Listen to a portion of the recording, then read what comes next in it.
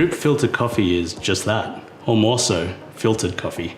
In its simplest form, it is water in contact with ground coffee that is filtered through a medium such as paper, cloth, or perforated metal. The filter, in most cases, restricts the larger particles of the coffee, allowing the coffee solubles in the water to become your final beverage.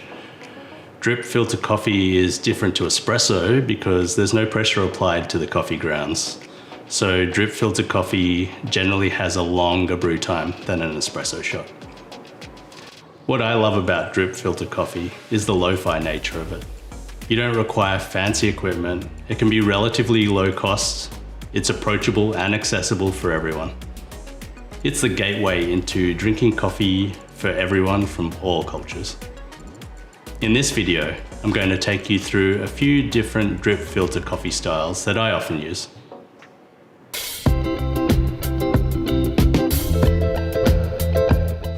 Remember, the tool that we are using is just that, a tool. The final result is only going to be as good as the ingredients we put in. Here, we have the luxury of specialty grade coffee and filtered water. In Western society, the French press or plunger or cafetiere is found in many households because of its ease of use and for its ability to make multiple cups of coffee in a short time. The type of brew method is what I would call a full immersion style, where the water and the coffee is in contact for a set amount of time before it's filtered. Other examples of full immersion brewing would be the inverted AeroPress method and the clever brewer.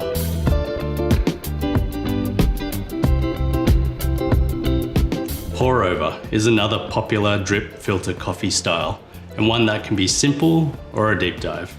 The beauty of pour over styles brewers is that it's very accessible and easy to use.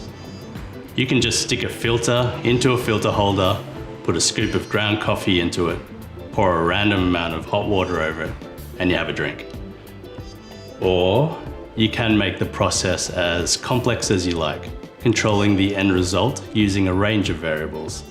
The roast level, the grind size, the shape of the basket, the brewing time, and the water temperature. You can see our dialing in tutorial for more. Filters come in various shapes and forms, ranging from V-shaped conical filters to wave to flat bottom and everything in between. Then there are the different filtering mediums, the most common being paper, but also cloth, perforated metal, and other manufactured composites. Some of the more common brands are Hario, Melita, Chemex, Kalita, Filtropa, just to name a few. Whatever the filtering medium, the fundamental style doesn't change. It's hot water being poured over ground coffee sitting in a filtering medium.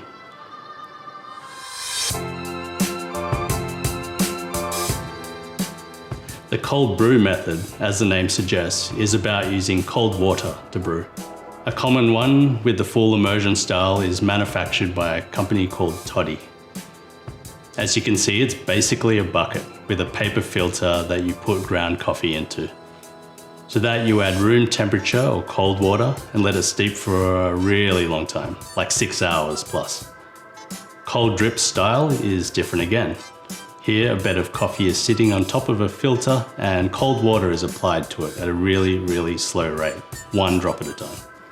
So it's not really immersed in the water the whole time, but it's been drip-fed water over a longer period of time. And what you get from that is generally a different mouthfeel and body to, say, a typical cold brew method.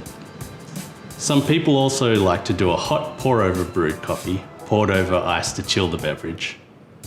I'd just add these to the ever-growing range of coffee extraction options. And for us at the coffee bar, it's extremely popular during the hotter seasons. It's often the gateway into people drinking hot filter coffee when the temperature drops. For more automation, there are many drip filter coffee machines that produce great coffee, including the Precision Brewer. In fact, we used 2 of them in the coffee bar simultaneously for a few years until we needed to increase the capacity and switch to a larger batch brewer.